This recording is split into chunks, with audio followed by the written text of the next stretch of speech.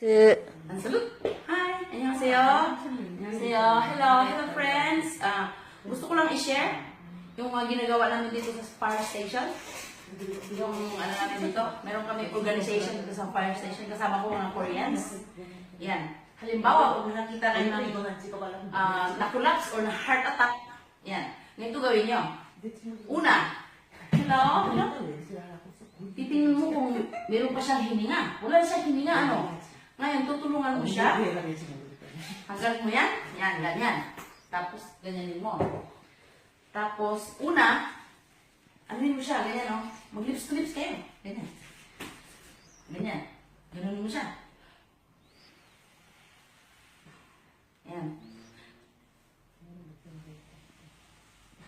Yan, para makahinga siya, no? Tapos yung kamay mo, ganituin mo. Kung saan yung malakas, ganito, ganyan.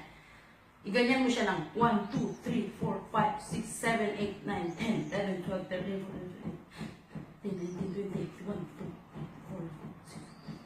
22, 23, 24, 25, 30. Samship! 30.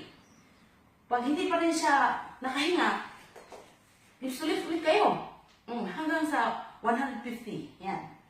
Hanggang sa makahinga siya. Ito naman, ang ginagawa namin, meron siyang ano dito, kumbaga, stoplight at kung sa ano pa, sa car pa. Meron siyang yellow light, red light, saka green light. Kailangan doon lang siya sa green or yellow. Kasi pag nandun na siya sa light, mamatay na yung pasyente mo. Yan. Ganun po yung ginagawa namin para makatulong tayo kahit may mga na-collapse dyan or na-heart attack sa daan, yun, pwede niyo silang tulungan. Ganun lang gawin.